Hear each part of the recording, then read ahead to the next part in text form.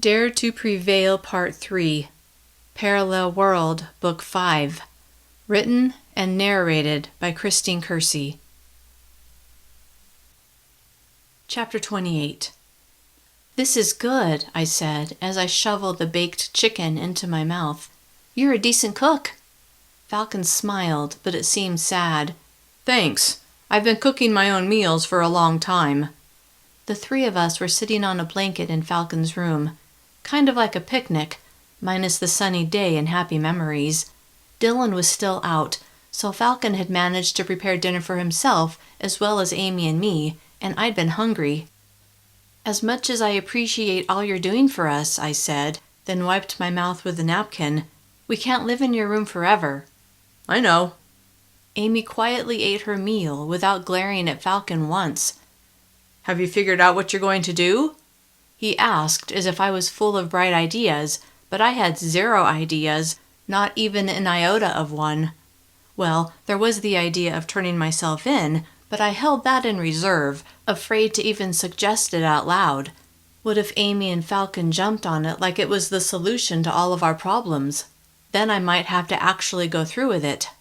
"Not really," I said, embarrassed, because if I was duplicate Morgan, by now I would have created a list of options from which we could mull over and select the best one, and still have a decent plan B.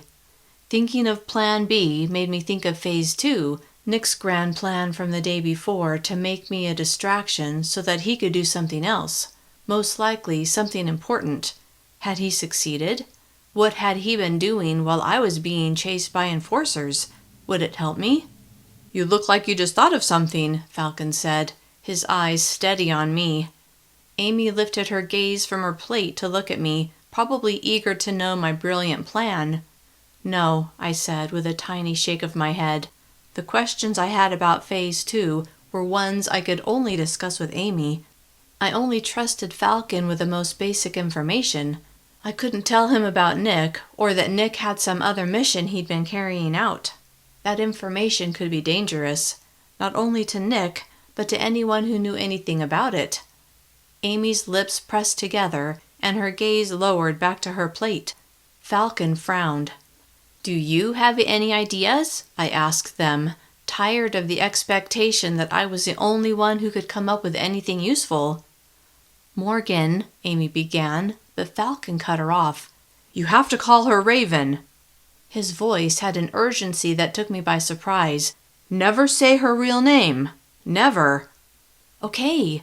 Amy sounded embarrassed, like she should have known better, but didn't appreciate having her mistake pointed out, especially by Falcon. Why was he getting all worked up over Amy saying my name? It was just the three of us in his room. It wasn't like anyone was listening. "Raven," Amy said, giving Falcon a sidelong glance before looking at me. I smiled at her. "Yes, Hummingbird?" A tiny smile quirked up one side of her mouth. "I think you should tell us what you did before. You know, after you escaped the first time." I felt Falcon's eyes on me, though I studiously ignored him. "Why is that important? This is so completely different." At least, I assumed it was. "Not really," she said. "I mean, after you escaped, weren't the enforcers after you then? How did you get away? How did you stay hidden?" DM hadn't told me any of that in her letter, although I did think of one thing. I found some people who took me in, but then remember that I went back into Camp Moss to help you?" I grimaced. "So I never really succeeded in, getting the enforcers to forget about me." "But you were in hiding for weeks," she said. "Maybe we can go there for a while." She glanced at Falcon. "Then we won't have to hide in a closet." "Where did you go?" Falcon asked, looking directly at me. I looked from Falcon's face to Amy's and back to Falcon's, not sure how to get out of this without sounding like I'd lost my mind. "I don't know where they are. The people who took me in." I tried to laugh it off. "You know I have 0 sense of direction." Amy sighed. "Maybe we could retrace your steps," Falcon said, his expression hopeful. "Why?" I asked with a smile. "Are you getting tired of having us here already?" He didn't smile back. Instead, he just stared at me as if deep in thought. "Falcon?" I asked. "What's wrong?" "Nothing," he said. Then he picked up his plate and stood. "Are you done eating?" "Yeah." He gathered our plates and left the room. I closed the door behind him, then turned to Amy. "Remember how I told you that Nick was using me as a distraction?" She nodded. "I was just thinking about that, and I wonder if there's a way we can find out what he was doing. Maybe whatever he was doing could help us." "Maybe," she said, "but how can we find out? We don't know how to get to Nick's house." She frowned. "Besides, we don't even know if it's safe there." "What about that reporter?" I asked. "She said she would want to talk to me again. Maybe she could help us." Amy perked up. "Good idea!" I wasn't sure it was such a good idea, but it was better than nothing, I hoped. "Okay," I said. "So maybe tomorrow we can contact her and see if she's still interested in talking to me. I don't want to go all the way there for no reason." Falcon walked in. "We came up with an idea," I said. He sat on the floor near me. "What is it?" Momentarily distracted by having him so close, I blinked a few times. I thought I could call that reporter. Jessica Walker?" "Why?" Flustered that he didn't immediately agree that it was a fantastic idea, I hesitated. "She might be able to help us," Amy said. "How?" Falcon asked. "What can she do against the enforcers?" "She can change people's minds," I said. "Or maybe give me the chance to change people's minds." "I don't like it," he said. "It's risky." Exasperated, I sighed loudly. "Do you have a better idea?" "Maybe." A glimmer of hope lit inside me. "Okay, what is it?" "I saw all those videos you made. You should make more of those." "Okay, sure. Let's just call a team of camera people and get filming." Falcon laughed at my attempt at sarcasm. "Why do you think we need a team? Why can't we do it?" "I guess we could." "We can record it with my phone, then I can upload it." "But won't the enforcers be able to figure out where you uploaded it from? Wouldn't that lead them right to us?" The thought sent a blast of terror shooting through my body. Falcon smiled. "I guess you forgot that I'm pretty good with computers. I can go somewhere with public Wi-Fi and then use a VPN. The enforcers will only ever see the IP address the VPN shows. Even if they're able to figure out where I was when I uploaded the video, I'll be long gone by the time they show up." I had no idea what he was talking about, but he seemed pretty confident about it, so I nodded and smiled. "Okay." "Cool," he said, obviously pleased that I liked his plan. "When do you want to make the video?" "I need some time to think about what I want to say, so not tonight." "I work in the morning, so what about doing it when I get home?" "That works." "Great." He smiled. "I know you'll come up with something compelling that will change everyone's mind." Though I wasn't so sure, I appreciated his confidence in me and found his optimism contagious. That night I slept well, comforted to know we were going to take some action. Chapter 29. Before Falcon left for work, he made sure Amy and I had enough food to get us through the day. "Dylan already left," he said, "and he won't be home until 5 or 6, so you guys can use the shower and make yourselves at home." I had no intention of being out of his room any more than necessary, but it was nice to know we could at least get cleaned up. "When will you be home?" "Around 3, so we should have plenty of time to make the video before Dylan comes home." "Okay, I'll make sure I know what I want to say by then." He left a few minutes later, and Amy and I were on our own. "Do you want me to shower first?" she asked. Though I'd ventured into Falcon's bathroom a few times, leaving his room still made me nervous. "Sure." She picked up one of the towels Falcon had left for us. "Even though we don't have clean clothes to put on," she said, "it will feel good to shower." I nodded, then watched her leave. Before long, it was my turn. I hurried to the bathroom and locked the door behind me, then showered as quickly as I could. As I dried myself off, my gaze drifted to the scale in the corner of the bathroom. It was identical to the one we had at home, retinal scanner and all. I hadn't weighed myself since before I'd gone with Rochelle Candy to her cabin. I was way overdue. Definitely grounds to be sent to a federally assisted thinning center. Then I shook my head, remembering that more than 2 months had passed since I'd left for Rochelle's cabin, and during that time DM had been weighed multiple times. At least I assumed she had. Besides, not being weighed was the least of my transgressions. The worst was murdering an enforcement officer. But I didn't do it, I thought. I wanted to scream the words, but I knew it was pointless. I finished dressing, then went back to Falcon's room, locking the door behind me. "I'm glad we're safe," Amy said, "but I am so bored." I smiled. "I know." My eyes went to the TV on Falcon's dresser. "He said we could watch TV. Maybe we can see if there's any news about us." Amy grimaced. "I'm not sure I want to know what they're saying." "Information is power, right?" I said. She nodded. "Yeah, okay." I turned on the TV and flipped through the channels, but didn't find any information about us. "Too bad Falcon took his laptop with him," I said. "I'm sure we could have found something online." "We'll check the news later," Amy said. To pass the time, we watched whatever looked interesting, and I thought about what I would say in the video we were going to film that afternoon. At noon, we turned to the local news. Jessica Walker was anchoring the broadcast, and as I listened to her, I thought about the fact that she'd seemed sympathetic to me. Would that play into the news she shared? 5 minutes in, she began talking about me. Riveted to the TV, I barely registered Amy putting her arm around my shoulder.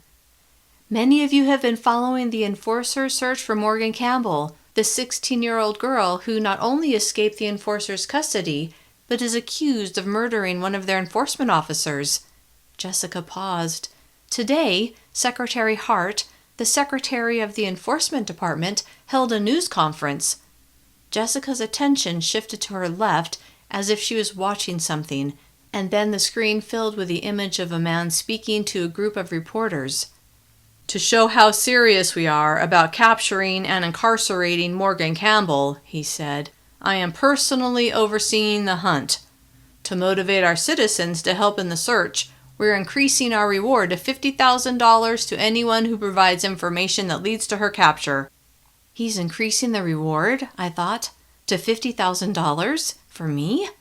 I knew what that meant. Everyone would be on the lookout for me. Nowhere would be safe. My body felt clammy as my world seemed to close in on me.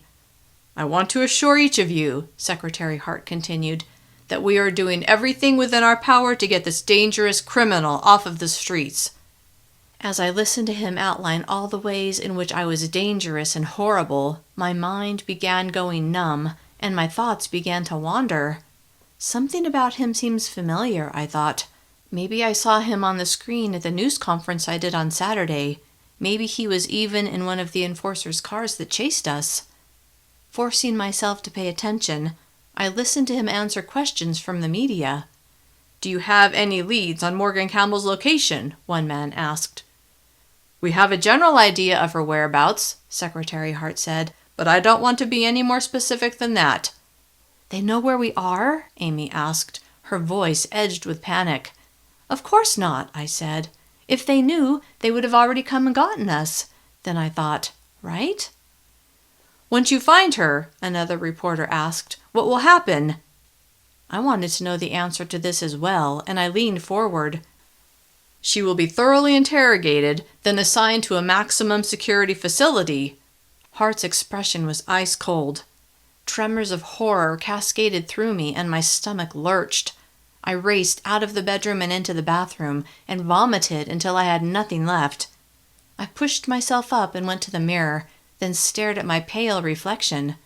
Despair and hopelessness rose within me, and when it crested, I collapsed to the floor, shaking with sobs. "They're going to get me," I thought. "They're going to torture me. I'll never see my family again, ever. My life is over, and there's nothing I can do about it. Nothing." A soft knock sounded at the door, and then Amy's voice wrapped around me. Raven?" When I didn't answer, she opened the unlocked door and sank to the floor beside me before wrapping her arms around me. She didn't say anything. What could she say? But having her next to me made me feel less alone. We sat that way for several minutes. "Come on," she said as she took my hand and tugged. "It's safer in the bedroom." I let her lead me back to Falcon's room, where she locked the door behind us. Studiously avoiding looking at the TV, I asked, "Is it over? The news conference?" She glanced at the TV. Yes, but Jessica's showing some of the video you made with her. Look. Not eager to face my reality, nevertheless, I turned to the TV and watched the clip of Jessica's interview with me. When it ended, the camera focused back on her. As you heard in Morgan's own words, she said, she claims to know nothing about Enforcer Hansen's death. All this young teenage girl wants is to be able to go home and be with her family. Jessica smiled sadly, then the screen changed to a commercial. She seems to be on your side, Amy said. I'd noticed the same thing, and it brought me comfort. Hey, Raven, have you figured out what you're going to say on the video that you're making this afternoon? With monumental effort, I pushed aside thoughts of being captured by Secretary Hart and his enforcers and said, I have some ideas. Amy smiled, and her voice softened. You can practice with me if you want. When I looked at the sincerity on Amy's face, love and appreciation swept over me. I drew her into an embrace and choked back tears. I'm so glad you're here, Amy. I don't know what I would do if I was by myself. Amy pulled away. You would be fine by yourself. Her eyes shone as she gazed at me. You're strong. You can do anything.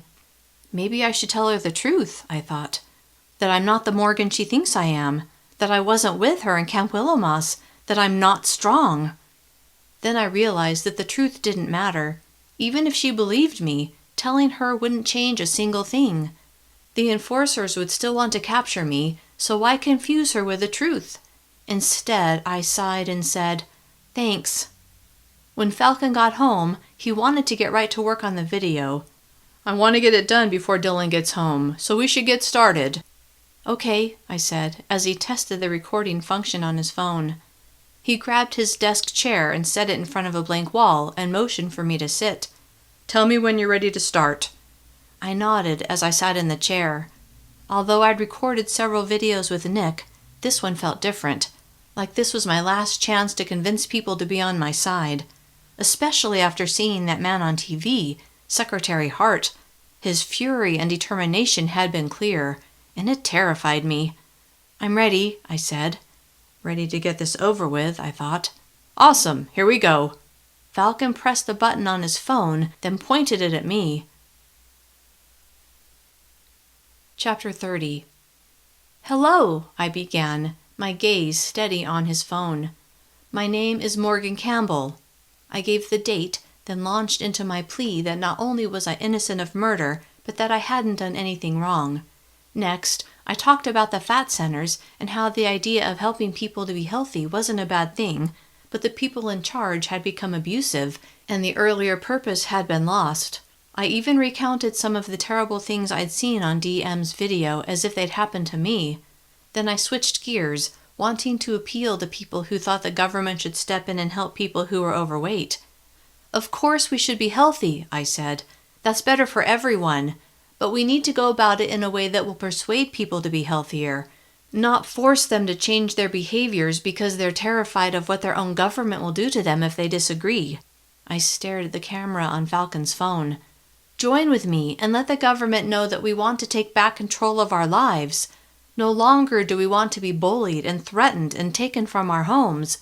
Let them know that we want to be able to choose for ourselves how to deal with our health issues. There has to be a better way to fix this. We're smart. We can come up with a different solution.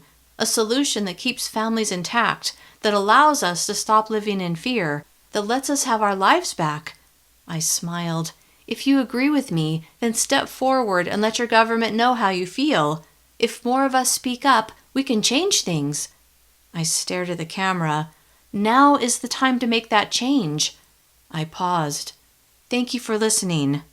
And cut, Falcon said with a grin. That was awesome, Raven. Thanks. Let's put it on my laptop and see how it looks. We gathered around his laptop and played it back. What do you think? He asked. I think it's great, Amy said. Pouring out my heart and soul had exhausted me, and I didn't want to do it again, so I said, I think it'll work. He smiled. Me too. I'm going to upload it.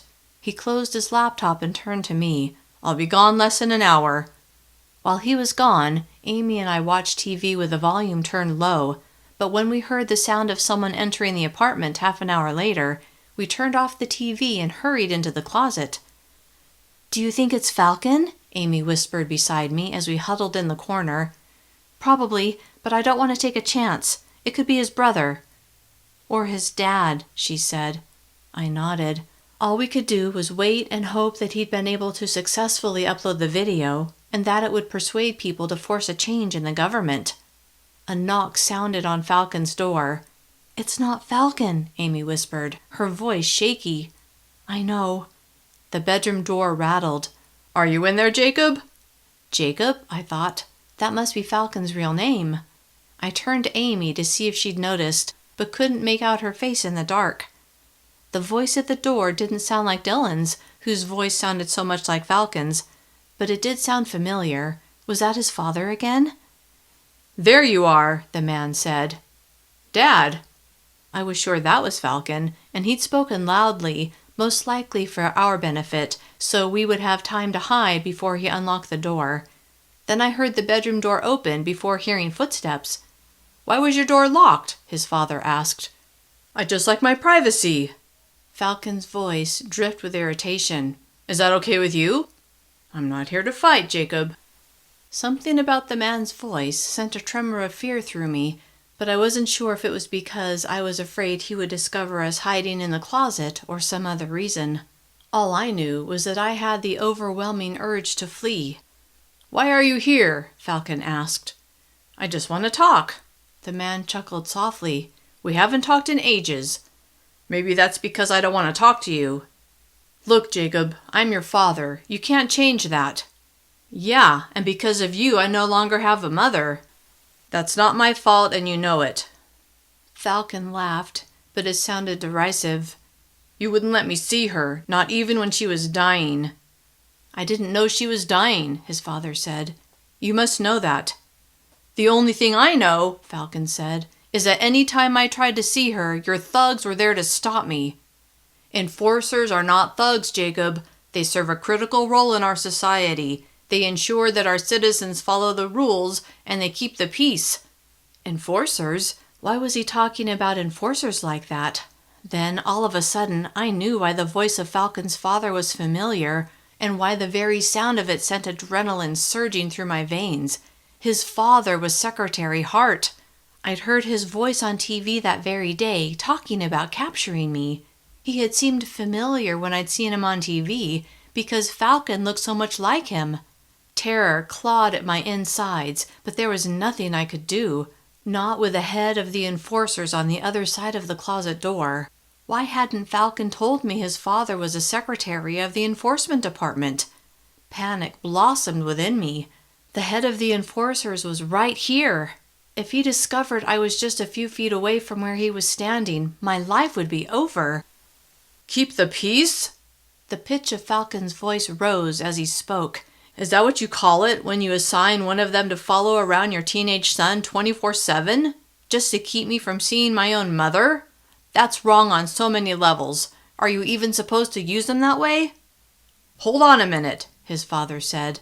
The men I hired were off duty. I did nothing wrong. Maybe nothing illegal, Falcon said, but it was completely wrong. Your mother was a sympathizer, Jacob. You and I both know that. Anger laced his voice. I couldn't allow her to influence you. I had to keep you away from her and her kind. Her kind? Falcon asked. Yes, her kind. The kind of people who defy the government. You mean like resistors? You know that's what I mean. Falcon's voice became taunting. What would you say if I told you I'm a resistor? Would you send me to a fat center so that I could be tortured and abused like Morgan Campbell? I turned to Amy, my thoughts frantic. Did he remember we were in his closet? What was he doing? Amy pressed her face to my shoulder and I felt her shaking. Secretary Hart's voice softened, but it sounded menacing. You're not that stupid, Jacob. Don't bet on it, Falcon said. What are you saying? Are you involved with one of the resistance groups? Falcon laughed. Now who's being stupid? Do you really think I would tell you if I was? Come on, Dad. They became absolutely silent, and I imagined them staring each other down. I have stuff to do, Falcon finally said. Secretary Hart sighed. I'll be in town for a while, so call me when you have some time. He paused. Okay? Yeah, sure, Falcon said. Finally, I heard the soft tread of footsteps, then the sound of Falcon's door closing, then the front door opening and closing. When the closet door swung inward, I blinked at the sudden brightness. Raven, are you in here? Falcon asked from the doorway. I uploaded the video. I leapt up and stood in front of him, my hands on my hips. Why didn't you tell me that your father is in charge of the enforcers? It didn't seem important. I cut him off. Not important? Are you kidding me? He sighed. Let me finish. I glared at him. He usually stays at his headquarters, far from here, okay? I didn't know he was going to show up. I told you yesterday that he was here. I couldn't believe this was happening. You could have told me then. I didn't want to worry you. My mouth hung open as I stared at him. So you thought it would be better to take the chance on me being caught here? Look, Raven. Don't call me that, okay? It's not my name. He frowned. Have it your way, but do you really think it's a good idea for your name to be said out loud? Is that why you go by Falcon? You don't want anyone to know who you really are? My eyebrows rose. Jacob Hart? His eyes narrowed. I don't want to have anything to do with that name. Why not? How much of my conversation did you hear? All of it. Then you know that my father kept me from seeing my mother. The crystal blue of his eyes turned to ice. She was dying, Morgan, and he wouldn't let me see her. I don't understand. Why wouldn't he let you see her? I heard him talk about her being a sympathizer, but... Falcon huffed out a breath and shook his head. The short version is, my parents always disagreed about the way things are. You know, whether the government should be able to tell us what to do, what to eat, how much to weigh, stuff like that. My mom was against it, but my dad thought it was the right thing to do. Falcon sank onto his bed, and I sat beside him. Amy sat on the floor and leaned against the dresser. When I was 11, my dad started working for the enforcement department. As you can imagine, the arguments my parents had became worse. When I was 13, he became the secretary of the enforcement department. Falcon stared at his lap. That's when everything fell apart. My dad took me and Dylan and left my mom. I didn't want to go, but I was just a kid and I didn't have a choice. He looked up and met my eyes. When I asked him if I could visit my mom, he told me no. And when I tried to sneak to her house and see her, I was always caught by enforcers and brought back home. Later, I found out that he'd assigned enforcers to constantly watch me to prevent me from going to see her. He stood and went to the window, peering out the curtain before dropping it back into place. Then he turned and faced me. I didn't even know she was sick, but late last year, my dad pulled me aside and told me she died. His jaw clenched. He had to have known she was sick, but he never bothered to tell me. That's why you hate the enforcers, I said. His lips flattened. That's exactly why. What about your brother? I heard him say he's on the same page as your father. Do you think he told your dad that Cammy asked him to let us come here? Falcon shook his head. She begged him not to say anything to anyone, and he promised. He's crazy about that girl, so I know he'll keep his promise. Why did she even ask your brother to let us stay here? Amy asked. Maybe she figured you'd be safer right under the nose of the enemy. Anyway, like I said, my father usually never comes here. Or maybe she didn't know who else to ask, I pointed out. It doesn't matter, Falcon said. You're here now. Dylan has no idea, and my father has no idea. I stared at him. Look, I'm sorry your family is so screwed up. Really, I am. But I have to look out for Amy and me, and being here just isn't safe. It's totally safe, Falcon said as he sat beside me. My father won't come back, I promise. You don't know that, I said. He sounded like he wants to reconnect with you. A harsh laugh burst from his mouth. You don't know my father. I shook my head. It doesn't matter. We're not staying. I stood, and Amy did as well. Wait, Raven, he said. Don't leave. It's not safe out there. If anyone sees you, they'll turn you in without a second thought. His words sent a shiver of fear racing across my body. But when I recalled the terror I'd felt when I'd huddled in the closet with no way to escape, I knew I couldn't stay. I couldn't take the chance of running into Secretary Hart again. I appreciate all you've done for us, I said, my voice shaking, but we're leaving. I looked at Amy. Let's go. Chapter 31. At my words, Amy jumped up and threw a glare at Falcon, then looked at me expectantly. "Wait," Falcon said as he moved to the bedroom door. "It'll be dark soon. Can't you at least wait until morning?" I glanced toward the bedroom window. The sun was beginning to dip below the horizon. "It's cold out there," Falcon said, "and it's just going to get colder once the sun sets." As much as I wanted to leave, I couldn't deny the truth of his words. "Okay." I was terrified to stay, but just as terrified to leave. "We'll stay here tonight, but we're leaving first thing in the morning." "Why do you want us to stay so bad?" Amy asked. "If your father finds out you're hiding us, you'll get in so much trouble." "I don't care about my father," he said, but his eyes told another story. Hurt and anger lurked just beneath the surface. He wants to get caught, I thought. He wants to upset his father. The realization splashed over me like a bucket of ice, and my eyes narrowed. That made him dangerous to Amy and me, because he might take chances that could get us captured. "You're using us." I kept my eyes locked on his as I approached him. "Aren't you?" He laughed. "What?" "You're using us as a weapon against your father. You hate him and you want to make him mad." My lips compressed. What better way to infuriate him than to help me, the person he wants to capture the most? Falcon leaned away from me. "No." He vigorously shook his head. "No." "Then why?" I asked. "Why do you want us to stay?" His jaw tightened, then he straightened. "Okay, maybe you're partially right." My lips parted in surprise. I didn't want to be right about this. I wanted him to have a reasonable explanation that didn't include putting Amy and me in danger. "You admit you're using us?" "Look who's talking," he said. "Aren't you both using me? For a safe place to stay? For a place to get food and to stay warm?" "You offered to help us." I frowned. "I already told you I appreciate your help, but now we should leave." I glanced at Amy. "Let's go, now." I turned to Falcon, who stood in front of his door. "Move." He gaped at me. "Really? You want to go out there, where there's a reward for you? Where everyone will be looking for you?" Goosebumps broke out over my skin, but it felt less safe in this room than out on the street. At least out there, I knew everyone wanted to find me. In here, I wasn't sure what to believe. I faced Falcon. He shook his head as he stepped aside.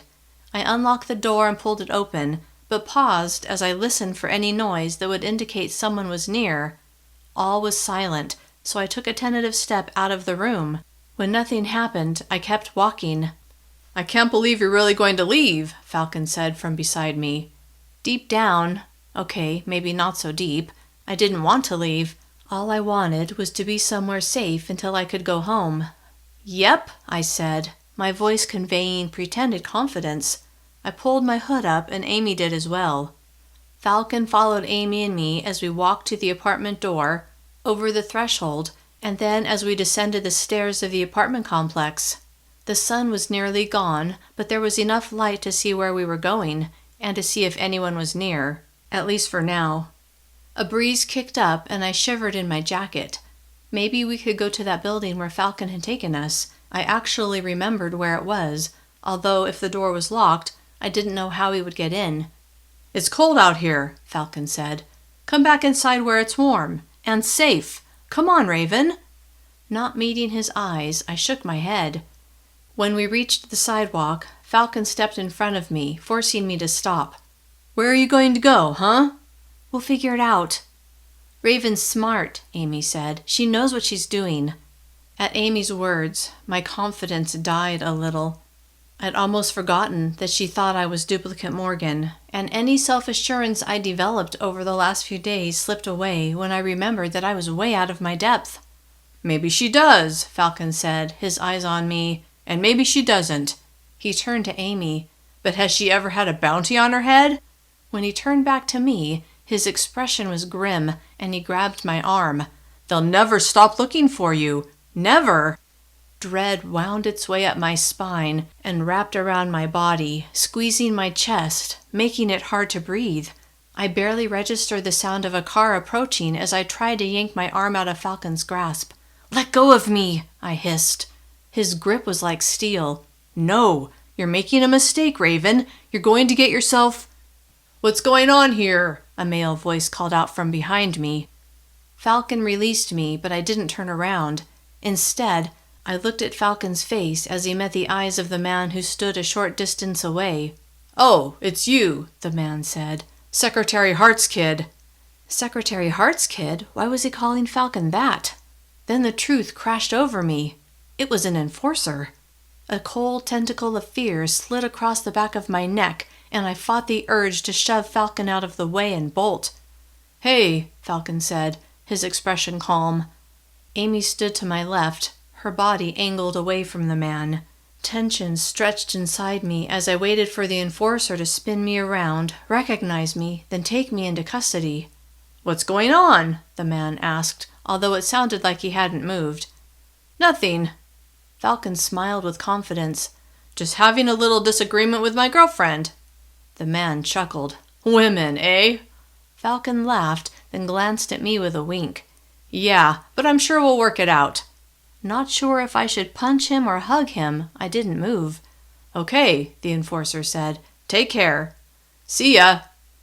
I could hear the enforcer walking away, and then I heard him drive off. I collapsed to the sidewalk in relief. "Now will you come back to my apartment?" Falcon asked as he squatted beside me. "Yes," I whispered. "Morgan?" Amy whispered as she hunkered down beside me. "Are you okay?" I shook my head. I was most definitely not okay. I gave her a small smile. "You should probably call me Raven." She laughed. "Okay." She and Falcon pulled me to my feet, and the three of us trooped back to his apartment. "Where's your brother?" I asked Falcon as he closed his bedroom door behind us. "I think he went to dinner with my father." I shuddered. "Does that mean your father's coming back here?" "I don't know." He smiled. "But I won't let him find you. When Dylan gets back, I'll go into the living room. That way, if my father's with him, he won't have a reason to come in here." I didn't know what else he could do, so I nodded. Even though there was a slim possibility that Falcon's father would discover me, if Amy and I were out on the street, it seemed almost certain that an enforcer would find us. I was picking the lesser of two bad choices. "I don't know about you," Falcon said, "but I'm hungry." My appetite had vanished, but Amy said she was hungry. Falcon left us alone while he went to the kitchen to fix dinner. "When that enforcer showed up," Amy said, "I was so scared." There was no denying the fear I'd felt, not after I'd fallen to the sidewalk in front of Amy and Falcon. "Me too." "I'm worried about Falcon's father," she said as she bit her lip. "I'm not sure we should stay here." "I'm worried too," I said, "but I don't know where else we can go." Amy walked over to me and stood just a few inches from me. Then in a soft voice, she asked, "Why won't you tell me where you went after you left Camp Willowmoss? Why?" Her eyebrows bunched. "Don't you trust me?" My lips pressed into a straight line as I studied her face. The trust I usually saw in her eyes had been replaced by frustration.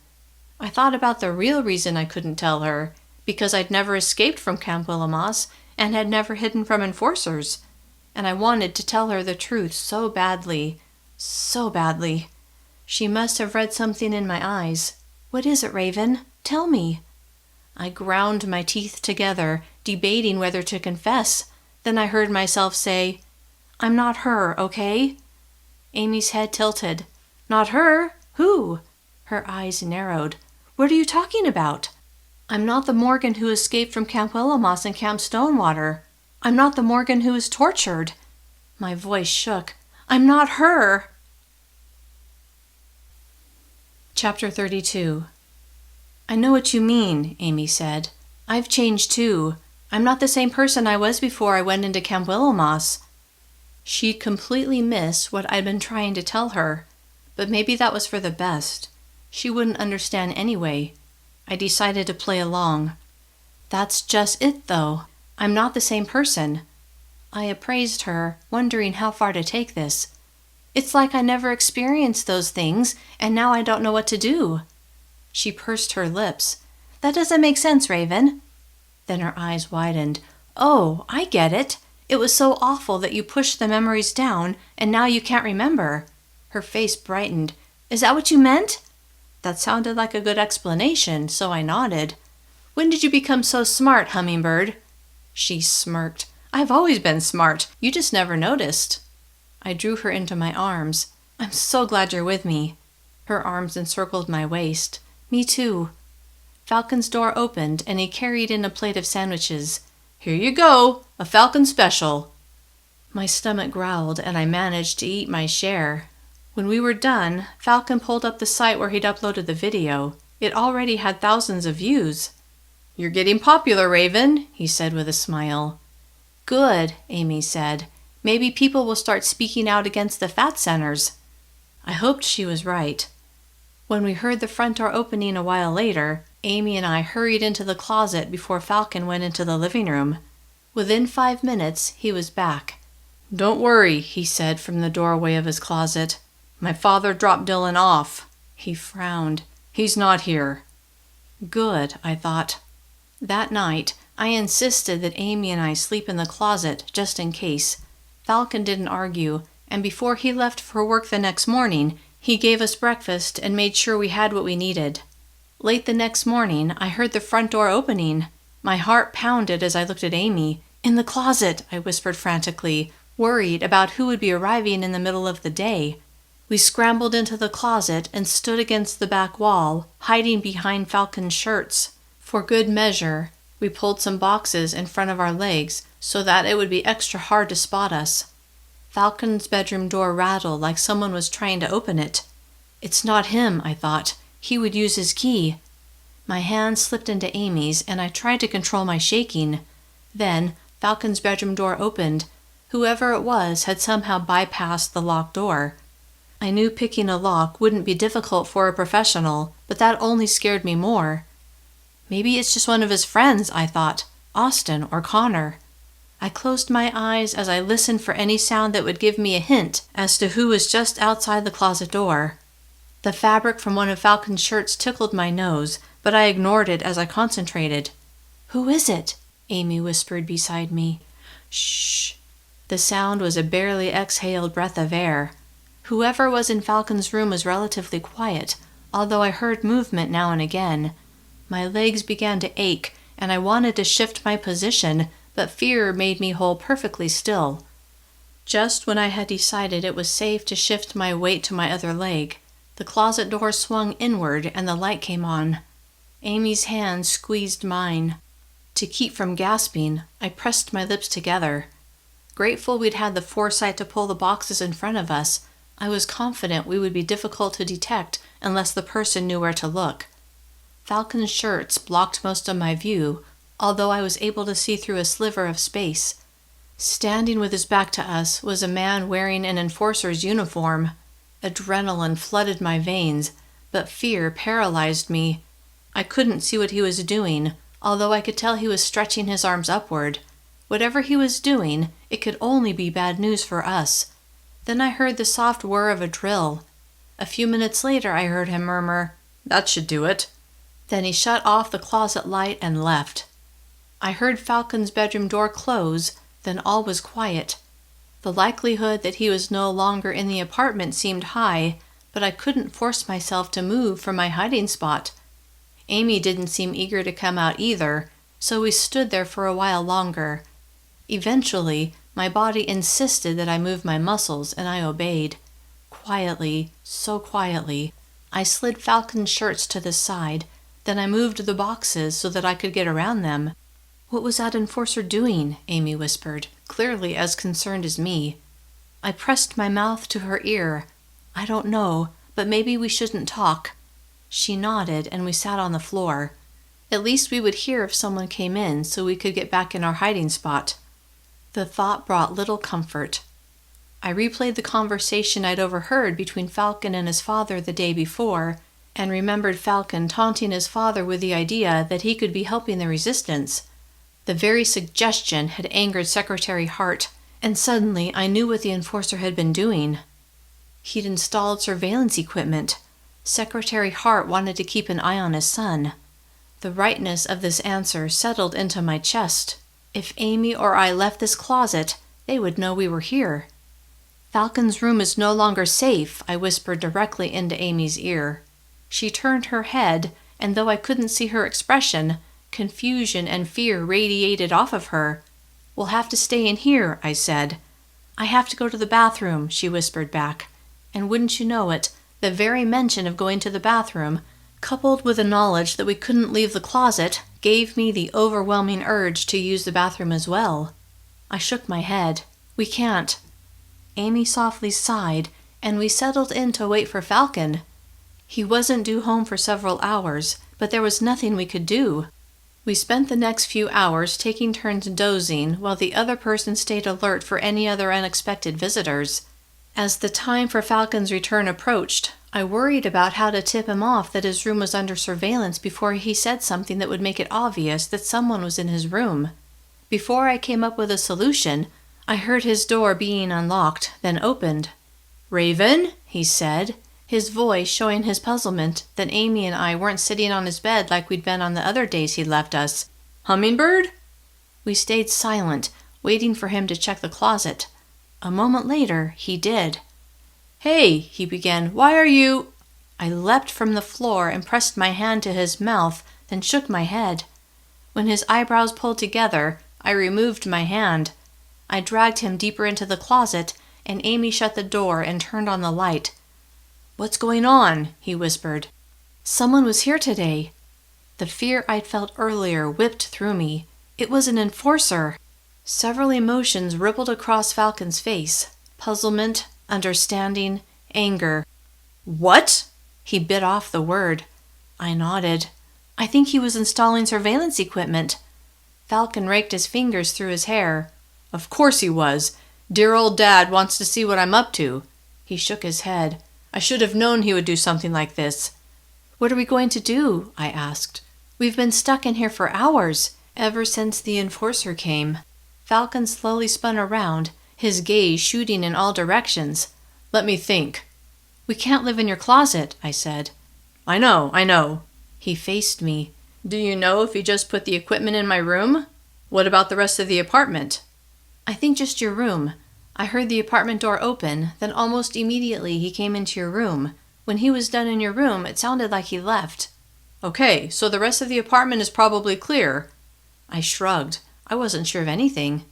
"You both stay in here. I'll see if I can spot the equipment." I pointed to the area near the door.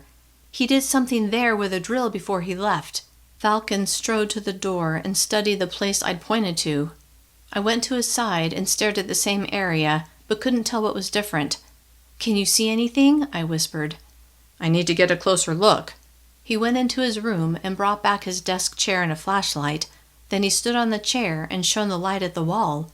After examining it, he jumped down and whispered, "It's a camera, pointed into my room." The idea that Falcon's father, or any enforcer, was watching Falcon's room made my stomach turn. "Can you disable it?" He grinned. "Easy peasy." "Lemon squeezy," Amy whispered. Hysteria made me want to giggle, but I held it back. "I need to grab some tools," Falcon said. He left the closet, but returned with tools in his hands. Amy and I watched as he stood on the chair and fiddled with something on the wall. After several minutes, he held up a small device like it was a trophy, and I wanted to cheer. "I need to look around my room and see if I can find what else they put in." Amy and I waited in the closet, eager to leave, while Falcon searched his room. Uncertain where any other cameras were pointed, we stayed toward the back of the closet with the door only partially open. A loud knock on the apartment's front door sounded. "Hide!" I whisper-screamed to Amy. We scrambled to our hiding place, making sure to pull the boxes in front of our legs. Falcon shut the closet door, and the next thing I heard was the sound of raised voices coming from somewhere outside of Falcon's room. "Stay out of my room!" Falcon shouted. I heard the sound clearly, because whoever he was talking to had opened the bedroom door. Then I heard the voice of Secretary Hart. "Who are you hiding?" The question sent panic blasting through every fiber of my being. Chapter 33. "I'm not hiding anyone," Falcon yelled. Now get out of my room. You can't just walk in here like this. This isn't your house. Who were you talking to earlier? Secretary Hart asked. Who's Raven? Who's Hummingbird? Amy shuddered beside me, but barely able to keep myself from becoming hysterical. I wasn't in any shape to offer her comfort.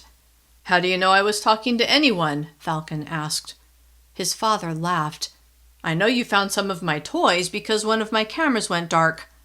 What gives you the right to spy on me? Secretary Hart's voice became menacing. I can spy on whomever I deem a threat. You think your own son is a threat? Falcon asked. Why doesn't that surprise me? Look, Jacob, you told me yourself that you might be involved with the resistance. What did you expect me to do? Just stand by and let you cause trouble not only for yourself, but also for me? No, Falcon said, his voice filled with derision. I couldn't expect you to mind your own business. That would be out of character for you. Enough! Secretary Hart's voice dripped with fury. Then he snapped his fingers twice. Search the room! He didn't come alone, I thought. The pounding of my heart became a jackhammer, and my ears began to buzz. They're going to find me. They're going to find us. I'm going to be captured. I'm going to be tortured and locked up for the rest of my life. Amy softly whimpered. I pulled her against me. Shh, shh. She quieted, but her shoulders shook. Don't touch my stuff, Falcon screamed. Get out of my room. You sit on the bed and keep your mouth shut, his father hissed. Go to hell, Falcon shouted. I really hope we don't find anything, son. That would be exceedingly disappointing. Poor Russell Hart, Falcon said, his voice filled with sarcasm. His son hates his guts, and soon the world will find out how truly evil he is. The closet door opened, and the light came on. Panic became a living thing inside me, clawing its way up my throat, desperate to explode out of my mouth in the form of a blood-curdling scream. To stop it, I clamped my hand over my mouth. Even so, it took everything I had not to burst out from behind Falcon's clothes in an attempt to escape my inevitable capture. The enforcer that had entered the closet began to systematically search the small space, coming ever closer, closer to where Amy and I hid. Hangers slid on the closet rod as the enforcer pushed shirts aside, then put them back into place. Steadily, he made his way around the space. In mere moments, he would find us. Trying to silence my breathing, I slowly inhaled, then exhaled over and over. Dizziness filled my head, trying to bring me down, but I fought it, squeezing my eyes closed and trying not to think about how my life was about to end. With my eyes shut, my other senses were heightened. I could feel the enforcer standing inches away. Amy's hand was a block of ice in mine, and her terror radiated off of her in waves. The enforcer pushed aside the boxes in front of our legs. Then the shirts in front of us slid to the side. My eyes snapped open to meet those of an enforcer. "What do we have here?" he asked, a wicked grin on his face. Chapter 34. Instinct took over. I brought my knee up and slammed it between his legs. As he collapsed to the floor, I grabbed Amy's hand, then stepped over the enforcer who was moaning on the floor. We reached the closet door. I glanced at Secretary Hart, who was looking out the window, his back to us. Then my eyes met Falcon's. He sat on his bed, but the moment he saw me, he mouthed the word, "Run." Before I stepped into the hallway, I saw him lunge at his father and drag him to the floor. Amy and I raced down the hallway toward the living room, but as we passed the kitchen, which was just off of the living room, I spotted a second enforcer standing on the threshold between the kitchen and the living room. "Hurry," I said to Amy as I gave her hand a tug. The enforcer reacted almost instantly, darting after us, but I reached the front door first. I twisted the knob and yanked it open, but the moment I stepped onto the porch, Amy's hand slipped from mine and I turned to see why. Gasping in horror, I saw Amy flat on the floor with the enforcer on top of her. Before I could move, the enforcer pulled out his taser, pressed it against Amy's neck, and discharged it. She convulsed, then lay still. "Amy!" I threw myself at the enforcer, pounding on his back, then gouging at his eyes with my fingernails. Like most enforcers, He was a large man, and he easily dislodged me from his back before throwing me to the floor. Electricity jolted through me. "Secretary Hart," the enforcer called out. "You'll want to see this." The only body part I could move was my eyes. I tracked the enforcer as he walked toward the hallway. Obviously not wanting to leave me and Amy alone, he didn't go beyond where he could see us. "Secretary Hart?" Secretary Hart strode down the hallway. Falcon, I thought. Where is he? Is he okay? He tried to help us escape and I failed. What's going to happen to him? Hart's focus went to my face. His eyes widened, then laughter burst from his throat. "I can't believe it." The enforcer who'd tasered Amy and me turned and grinned at us. "Yes, I do believe it's your prime target, sir. Morgan Campbell." The enforcer faced Hart. "What do you think she was doing here?" "Obviously," Hart said, "in my son's misguided attempt to punish me, he decided to help her." Hart's eyes shot daggers at me, as if it was my fault that his son hated him. "Where's Monroe?" the enforcer asked. "She pulled a Hanson on him," Secretary Hart said, gesturing toward me with his chin. The enforcer laughed.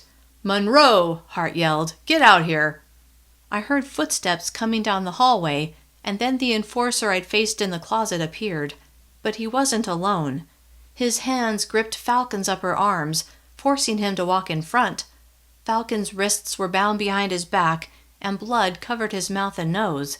Had his own father done that to him? Falcon's gaze met mine, and if I could have, I would have run to him and tried to soothe the hurt I read in his eyes. Monroe stared at me, his mouth set in a grim line. Then he turned to Hart. "What do you want us to do with them, sir?" "You and Lang take my son and the sister out to the car." Hart grinned. "I want to have a little chat with Miss Campbell." "Yes, sir," they said in unison. Enforcer Lang dragged Amy to her feet, then followed Monroe and Falcon out the apartment door. Secretary Hart closed the door behind them, then squatted beside me. Feeling was starting to return to my limbs. I wanted to scratch his eyes out. My violent reaction surprised me, but I clung to it, using it as an anchor to keep myself from floating away on hysteria. "Did my son seek you out?" Not about to tell him anything, I just stared at him. He pinched my leg, causing me to flinch. "Ah, you're regaining control." He reached for my hand. "Let's sit on the couch and talk like civilized people." I yanked my hand out of his grasp, but made no attempt to stand. "Come now, Morgan. I'm sure we can discuss this like adults and reach some sort of agreement on what's best for everyone." What was he talking about? Why wasn't he taking me straight to Holly? What did he want from me? The only way to find out was to pretend I was interested in listening, so I shoved down my fear, slowly pushed myself off of the floor, then sat on the couch. "That's better," he said, as he sat on a chair near me. Then he studied me. "You care about your sister, don't you?" Why was he talking about Amy? What was he going to do to her? I couldn't stand the idea of him hurting her, or allowing anyone else to hurt her. I knew that's what he was counting on. "Tell me, Morgan, which would you prefer? Your sister home with your family, or locked up in one of our illustrious federally assisted thinning centers?" Too afraid of giving the wrong answer to speak, I kept my eyes steady on him. But I knew my answer. I knew it instantly. I wanted Amy home. Even if I couldn't go there, that's where I wanted her. And if he had me, then my whole family could go home and be safe. "Judging by your past actions," he said, "I can only assume that you would prefer your little sister go home to your family." He smiled, but it didn't reach his eyes. "Am I right?" Despite myself, I nodded. His smile grew. "That's what I thought." He shifted in his seat, leaning toward me. "Now, I want to talk to you about how we can make that happen." "Did you hit your son?" I asked. He recoiled, but swiftly recovered. "We're not here to discuss me or my son. We're here to discuss how you can assure your sister's safe return to your family." I loved my family so much. It was hard for me to comprehend how Falcon and his father could dislike each other the way they did. "What do you want from me?" His lips curved into a smile. "Before we get into the specifics of what I want you to do, let me tell you what your other option is. If you don't cooperate with me, Then I will make arrangements for you to go back to Camp Stonewater and Holly." His smile grew. "Like many of our citizens, I've watched the video that you recorded, and I have a pretty good idea how you feel about her." He stared at me. "You can either cooperate with me and free your sister, or you and Amy can face Holly. Either way, I will get the information I want." Falcon's right, I thought. This man is evil. It took everything I had to hide the revulsion and fear that threatened to overwhelm me. He grinned like he knew he would get his way. "Would you like to hear my offer?" My gaze slid to my lap. I didn't want to hear anything that came out of this man's mouth, but I knew I had no choice. Was this how DM felt when Holly tried to bargain with her? How hard it must have been for her to face torture rather than give Holly what she wanted. My admiration for DM went up several notches. "Morgan?" My eyes went back to Secretary Hart's face. His eyebrows rose in question, and I knew he'd won. I would do whatever it took to not only avoid being tortured, but to assure Amy's safe return to our family. "What do you want me to do?" My voice was barely above a whisper. This time his smile reached his eyes. "You are to go back to the people who helped you, the people who set up the interview on Saturday. You are to ingratiate yourself with their leader, Nick, and make sure he knows he can trust you, and then learn whatever you can about his organization and his plans." Surprised that Hart knew Nick's name, my eyes briefly widened. I already knew Nick wouldn't tell me anything, but I nodded, like following Hart's plan wouldn't be a problem. I would deal with my inevitable failure later. The important thing right now was to stay far, far away from Holly. "If you succeed in gathering the information I want," Hart said, "then I will announce that Enforcer Hansen's death has been ruled an accident. Soon after that, the search for you will be called off, and you'll be able to return to your family and live in peace." He smiled, like he knew he'd made an offer I couldn't refuse. "Do we have a deal, Morgan?" Chapter 35. Although his offer sounded like a dream come true, and as much as I wanted to grab onto it with both hands, I had a few questions, and to be honest, I had a problem. "I don't know where he lives," I said, feeling like an idiot. "No worries, Morgan. I have that information." A smug smile lifted his lips. "We'll even arrange to drop you off a few miles from his house." "If you know where he lives, why do you need me?" I frowned. "Why don't you just put your surveillance equipment in his house?" "It's not that easy. Your friend Nick sweeps his house for bugs every day, so we don't bother." Good for Nick, I thought. "That's why we need you." His mouth curled a bit at that, and I knew he wasn't happy about needing anyone, least of all me. "What kind of information are you looking for?" He stared at me, then he looked away as he rubbed the back of his neck. Then his eyes came back to me. "You just need to focus on getting all the information you can." He paused. "I'll decide what it is I'm looking for." "How will I get the information to you?" He pursed his lips. "There's a bus stop half a mile south of Nick's house, near the edge of a wooded area. I'll place a log a few feet from the backside of the bus stop. The log will be about 5 feet long. Find that log, and underneath it will be a small waterproof box. 2 days after you arrive at Nick's, go there and leave me a message letting me know what you've discovered so far, then come back the next day to receive further instructions." His eyes narrowed. "This is critical, Morgan. Once you read my reply, you need to destroy it before returning to Nick's. You can't take the chance on him discovering the truth." His jaw tightened. "And make sure no one follows you to the drop-off point." My mind reeled with all the things that could go wrong, but one issue was most prominent. I don't think Nick will let me leave. "That's not my problem, is it?" No, I thought, this problem is all mine. I shook my head. "You should know that Amy won't be allowed to go home until you've fulfilled your part of the deal." "What? You can't do that." His eyes narrowed. "You seem to forget that I hold your future in my hands." He held his right palm face up, then made a fist. "I could crush you, Morgan." He smiled grimly. "Don't ever forget that." I was at his mercy, and there was nothing I could do about it. "Where are you going to take her?" "She'll be in a safe place." "Not a fat center, though, right?" What difference would that make? The idea of Amy being consigned to a fat center again was unacceptable. You have to guarantee me that she'll be somewhere comfortable, not a fat center. A vein pulsed in Hart's neck as he stared at me. What makes you think you can dictate anything to me? To hide my shaking hands, I shoved them between my knees. Because if you don't agree to my demands, then I won't do it. I won't go to Nick's. I won't help you.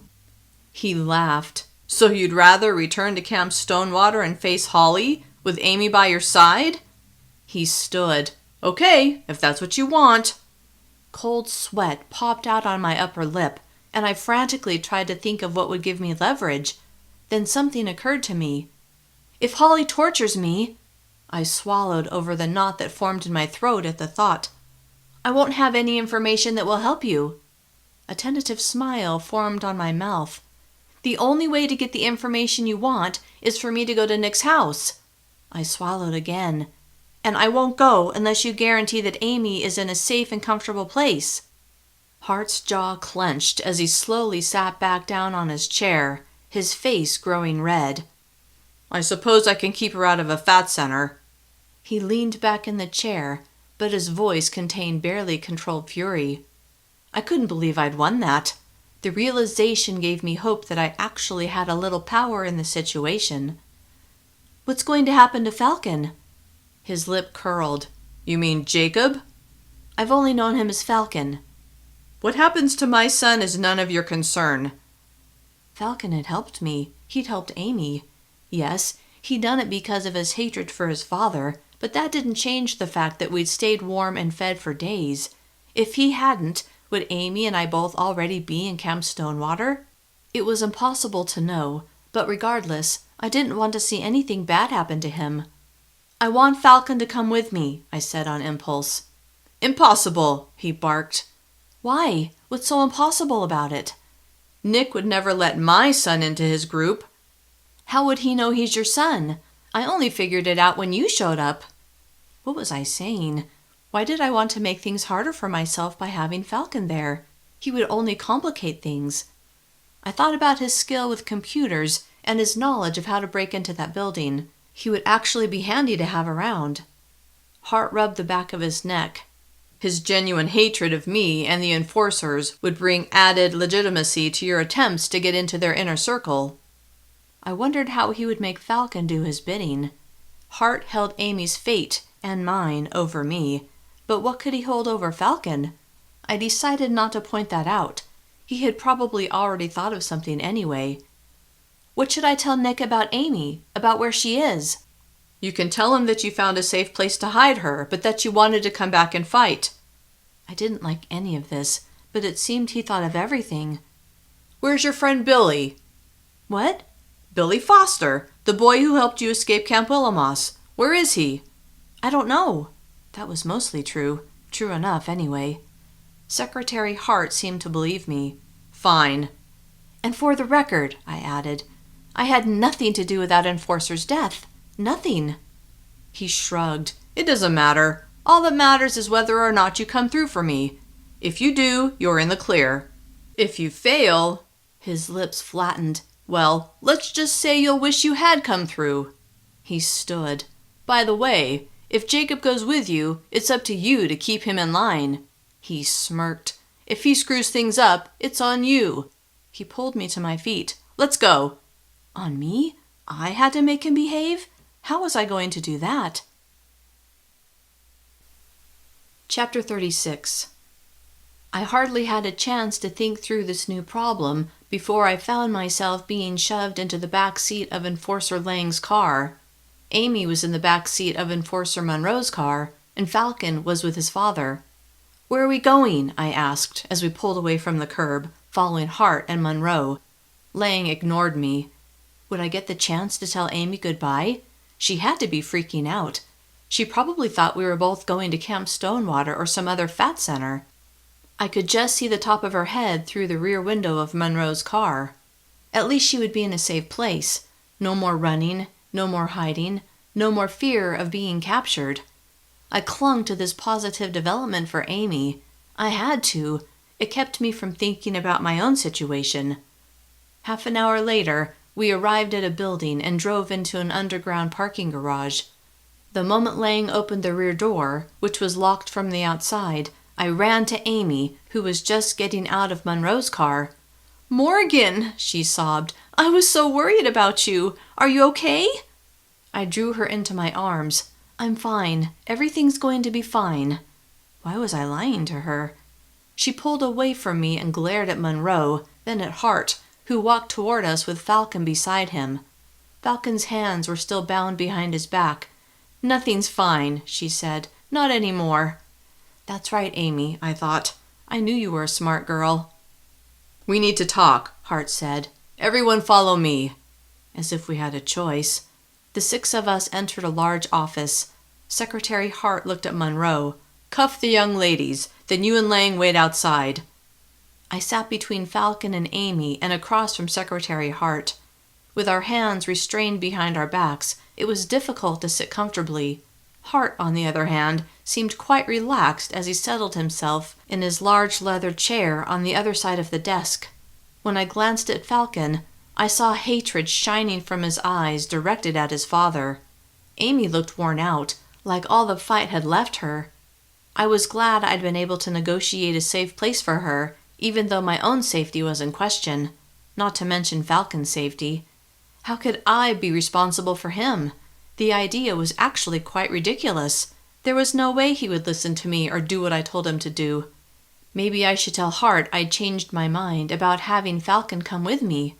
I glanced at the boy beside me, his crystal blue eyes like ice. But if he didn't come with me, what would his father do to him? Would he send him to Holly to find out what he knew? I couldn't do that to him. "Morgan and I had a little chat," Hart said. "She's made some decisions that affect both of your futures, so if you don't like where you're headed, you can place the blame squarely on her." I held back the glare I wanted to shoot at him, but felt the eyes of Amy and Falcon on me.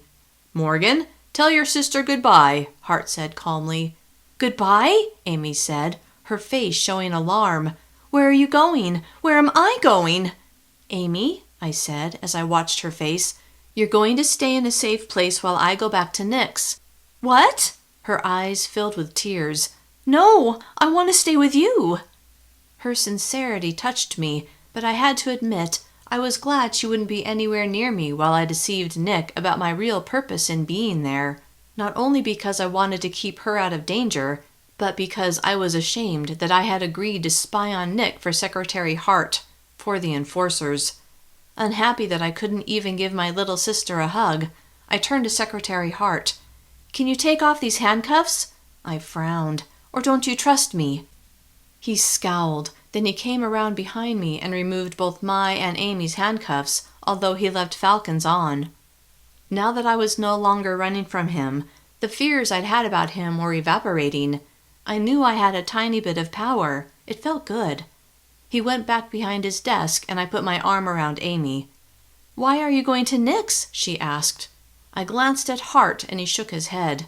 Clearly, he didn't want Amy knowing any more than she had to. "That's not important." I smiled at her. "The important thing is that you'll be in a safe place." I pushed a loose strand of hair behind her ear.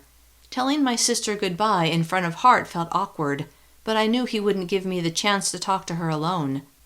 "We need to move this along," he said. Amy shot him a dirty look. I held back a smile at her spunkiness. "It will be okay," I said. "I promise." I hated that I was flat out lying to her. I had no idea how this would go, and if I failed, well, we would both be screwed. She nodded, then we stood and embraced. "I love you, Morgan." "I love you too." Hart walked Amy to his office door, then handed her off to Lang. Then it was just him, me, and Falcon. Dried blood streaked Falcon's chin, and I wished I had a cloth so I could wipe it off. "Okay," Hart said. "Let's get down to business." "What's going on?" Falcon asked his father, his voice dripping with disdain. "What are you making Morgan do?" I was glad he automatically assumed I was being coerced into doing something, although I would hate for him to know how easily I'd agreed. Hart smiled. "Not just Morgan. You're going with her." Falcon's head tilted and his eyebrows bunched. "You're letting me go?" Then a grin blossomed on his face. What's the catch?" "Morgan," Hart said to me. "The catch," I said as I turned to Falcon, "is that if I don't do what your father tells me to, he'll send me to Holly. She's the woman who tortured I'd almost said duplicate Morgan. I mean, the woman who tortured me at Camp Stonewater." Any confidence and power I'd felt a few minutes before vanished, replaced by the cold finger of fear. "And Amy, too." I stared right at Falcon. "He would probably send you as well." Falcon turned to his father. "Is that true?" His voice held incredulity. "You'd send 2 girls to be tortured?" I noticed he didn't seem worried about himself, which sent a rush of warmth to my heart. He seemed to care about Amy and me. "Now, Jacob, you know I'll do whatever is necessary to set things right." Falcon snorted. "No one knows your dedication to your job better than me." "Good. Then you know I'm absolutely serious." Falcon looked away from Hart. "Yeah." Secretary Hart explained what he wanted, for us to gather all the information from Nick and his group that we could. "I expect you to help Morgan succeed in her mission." His lips puckered as if he'd smelled something sour. "Because if you don't, you'll end up in Camp Stonewater right along with her." Sad as it was that he had no qualms against sending his own son to be tortured and punished, I wasn't surprised. Falcon didn't say anything. Then, "There's only one thing you didn't address that I want to clarify." "What is it?" Hart asked. "Since this is a top-secret mission," Falcon said, "what will happen if enforcers find Morgan?" "They'll capture her, of course." Hart's voice was completely calm. My eyes widened. I was glad Falcon had thought of that. For some reason, I'd assumed I was safe from capture. After all, the head of the enforcers was sending me on a mission. Surely that would protect me. This new information only made my mission doubly dangerous. Not only would I be betraying Nick, and I didn't know what he would do to me if he found out, but I would have to stay out of the enforcer's grasp. At least I wouldn't have to pretend that I was worried about being caught when I was with Nick. I actually would be worried about it. "How will you get your information if Morgan's captured?" Falcon asked. "You'll be her backup," Hart said. Falcon laughed. "If she's captured, why would I help you?" Secretary Hart locked eyes with his son. "Because if she's captured, I can do whatever I want to her. Torture, starvation, even accidental death is a possibility." My mouth fell open. He would kill me? When I looked at his face and saw how cold and hard his eyes were, I had no doubt that his threats were not idle. "And it would all be on you, Jacob." My head slowly swiveled in Falcon's direction. Horror filled his eyes. Did he already know his father was a monster, or was he just learning that? Falcon slowly shook his head. "I am ashamed that you're my father. I wish you were the one who died, not Mom. The world would be a better place." Almost afraid to see Hart's reaction, I watched him out of the corner of my eye. "Right now," he said, "I'm not all that proud of you, Jacob. You've turned your back on me, on all that I've taught you." His lips compressed. "That makes me sad." Somehow, I didn't believe Hart could feel sadness. Fury, yes. Irritation, definitely. A need for revenge? Absolutely. But sadness? Not likely. "I'm sure you'll get over it soon enough," Falcon said. "Enough of this," Hart said. "It's time to go." Chapter 37. Now? I asked. We're going to Nick's now? I was in no hurry to face Nick and my betrayal. Hart laughed. "Yes, there's no time to waste." With a smirk, he said, "Besides, wouldn't you prefer to be skulking about when it's dark? Less likely enforcers will see you then." Dread coursed through me. Enforcers were still on the hunt for me. Then I realized that they wouldn't be looking for Falcon. He could be a buffer between me and them. If he didn't ditch me the moment his father dropped us off, that is. Icy fear stabbed at my gut. Falcon had no allegiance to me. There was nothing in this for him. Only his good heart would keep him by my side. Did he even have a good heart? Or, deep down, was he just like his father? I glanced at the boy beside me. Would his hatred for his father be enough to keep him loyal to me? Or would he find his own way to get his revenge? There was no question that I would do my part. Hart's absolute control over Amy's fate ensured that. Where are you going to drop us off? "A few miles from Nick's house." I don't know where he lives, I said. How will we find it? Hart sighed loudly, making it clear he thought I was an imbecile. Then he logged into his computer and typed something on his keyboard before turning his monitor around so that Falcon and I could both see it. Here's where Monroe will drop you off. He pointed to a spot on a map. And here's Nick's house. He traced a path to a spot a distance from the drop-off point. His eyes met mine, and his eyebrows rose. I knew myself well enough to know that I would never remember where to go. Can you print that off for us? Hart barked a laugh, then he shook his head. What would Nick think if you showed up with a printout of a map leading directly to his house? I could see his point, but that didn't solve my problem. In a voice filled with embarrassment, I said, I'm not sure I can remember how to get there. Don't worry, Raven, Falcon murmured beside me. I've got this. His reassurance sent a wave of gratitude pulsing through me. Maybe he wouldn't abandon me after all. Then cynicism took its place.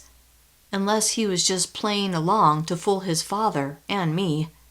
Why do you call her that? Hart spat out. Her name is Morgan Campbell, and she's an evil influence on all of society. Don't you understand that, son? Don't you understand that because of her, people are... He stopped abruptly and clamped his mouth shut, like he'd said too much. Was I making an impact on people's opinions? Was I making a difference? Was that what he was about to say? Was that why he was so desperate to stop Nick's resistance group? Desperate enough to bargain with me? His apparent slip-up boosted my hopes, but I pretended I hadn't noticed. Thanks, Falcon. Hart scowled.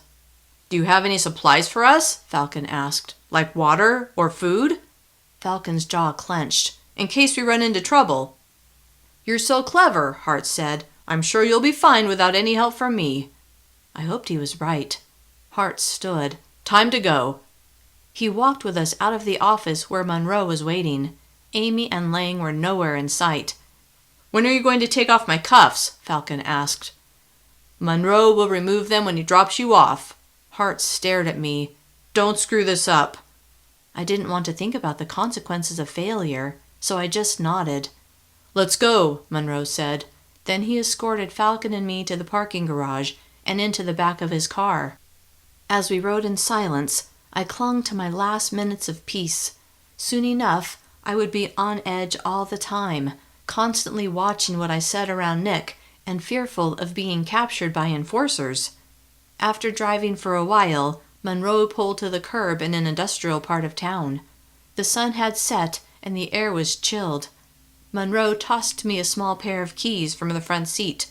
Undo his cuffs. Falcon turned his back to me, and I fumbled with a lock until I managed to unlatch it. Falcon smiled at me as he rubbed his wrists. Thanks. Give me the key, Monroe demanded. I handed it to him and waited for his instructions. He climbed out of the car, then opened the door closest to me. Get out, he said with obvious disgust. Both of you, now. I scrambled out of the car, eager to be away from him, all feelings of peace gone. Falcon followed me. Monroe sped away, leaving us on the sidewalk. I glanced around. No one was near. Notice how there are no cameras? Falcon asked. At the look of puzzlement on my face, he added, That way no one will suspect that we've had any contact with the enforcers. That had never occurred to me, and I was glad Falcon was with me. Clearly, he was much more savvy than I was. Anxious to get off the street, I said, I guess we should get going. Yeah. He began walking, and I kept pace. Do you really remember which way to go? About the only good thing I inherited from dear old Dad was his photographic memory. He grinned. So yeah, I do. Nice. We walked in silence, staying to the shadows wherever possible. The longer we walked, the more I began to believe that Falcon would actually stay with me. Are you going to help me? You know, to get what your father wants? He glanced at me. I haven't decided yet. That answer was unexpected, and the consequences of being completely on my own rattled me. I wasn't sure I could do this by myself. What does that mean? Falcon was quiet. I guess it means I don't want to do anything to help my father, but I also don't want to do anything that will hurt you. I don't want to help him either, but he has Amy. I wondered what she was doing right at that moment and hoped she was comfortable, warm, and safe. He chuckled. I think Hummingbird can take care of herself. Maybe. Unless your father decides he wants to punish me. A shiver of dread brushed over my skin. I didn't want to think about Amy and what Hart might do to her. Was your father always so mean? Falcon's jaw tightened. Ever since you left my mother. Before that, I guess I didn't really notice. I mean, he was gone so much working. Maybe he was just as bad, but I didn't see him enough to realize it. I loved my parents, my whole family, more than anything. It was hard to understand how Falcon's father could be the way he was. Cars passed us occasionally, but when we heard them approach, we hid in the shadows until they were gone. Falcon took us through quiet neighborhoods as much as possible. You know this guy whose house we're going to. Do you think he'll trust you? I thought about Nick's reluctance to tell me any more than I needed to know. I doubted he would tell me anything, but to succeed, I had to get something, some kind of inside information. Falcon was in this with me, so I decided to be honest with him.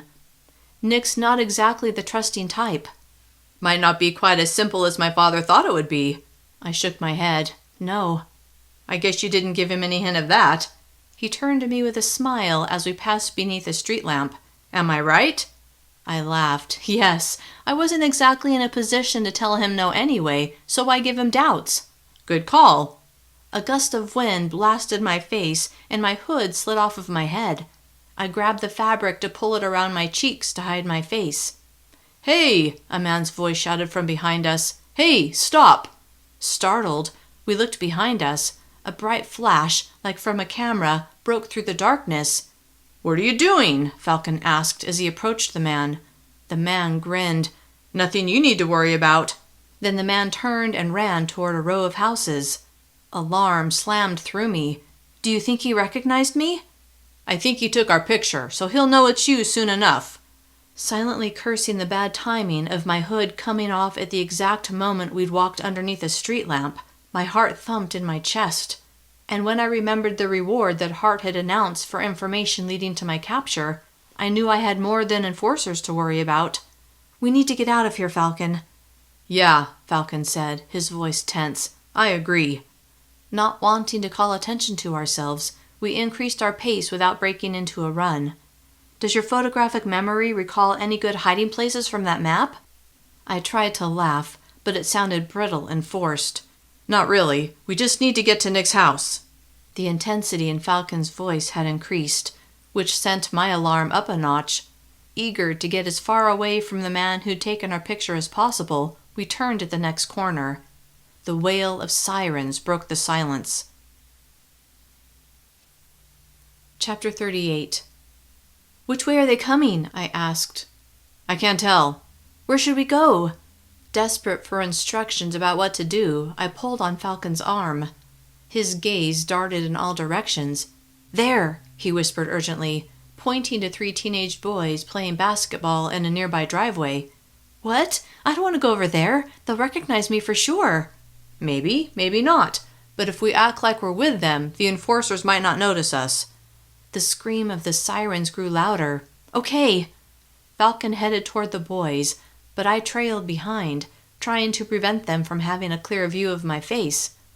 Need another player? Falcon called out as he reached the base of the driveway. The boys looked at him, then glanced at me. Sure, one of them said. 2 on 2. Falcon turned to me. Why don't you sit on the porch? The driveway was well lit, but the porch wasn't quite as bright. All right. Name's Falcon, Falcon said, drawing the boys' attention to him as I scurried past them and to the front porch.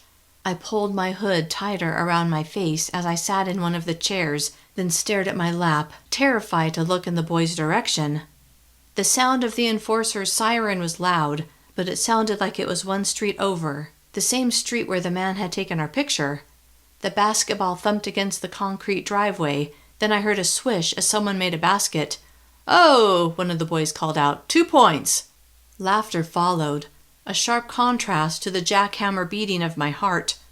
Tuning out the sounds coming from the driveway, I concentrated on the siren, and when I heard it rounding the corner, I dashed to the far end of the porch and stepped to the side of the house, pressing myself against the wall, hoping the shadows would make me invisible. The volume of the siren increased as it came closer, but when the sound abruptly cut off, I knew the enforcers had stopped right in front of the house, My terror was complete. "They're here," I thought. "They've found me. Secretary Hart won't help me. Falcon can't do anything to help me. I'm going to have to face Holly." I thought of Amy and blinked back tears. What would happen to her? I was barely into my mission and already I'd failed. Secretary Hart would be so angry. What would he do to Amy? "Hey," a deep male voice called out. "Have you boys seen anyone walking by?" "What do you mean?" I recognized Falcon's voice. The familiar timbre helped to anchor me. "Someone reported seeing Morgan Campbell in the area," the enforcer said. "She was seen walking with a young man. Have you seen them?" "No," Falcon immediately said. The other boys were silent, and I wondered what they were thinking. There was no doubt they knew Falcon had come with a girl.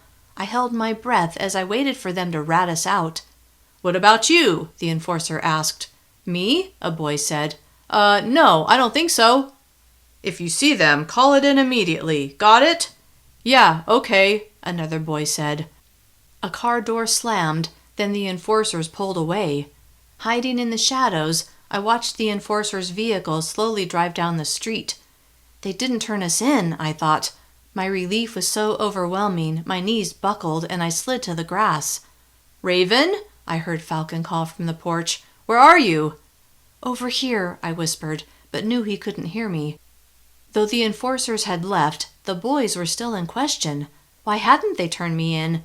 Did they want to make sure it was me first, so they could collect the reward? "Raven?" Falcon's voice was closer, and then he stood before me. "There you are." He reached out a hand, and I let him pull me up. "It's okay," he said softly. "These guys are safe." "How do you know?" I whispered. He smiled. "They want to meet you." "What? Why?" Confused, I shook my head. "They've seen all of the videos you've made and—" He laughed. "You know you've become a celebrity, right?" "Me?" I thought. "A celebrity?" I shrugged. He tugged on my hand. "Come on." I allowed him to lead me to the porch where the three boys waited, their eyes wide as they watched me approach.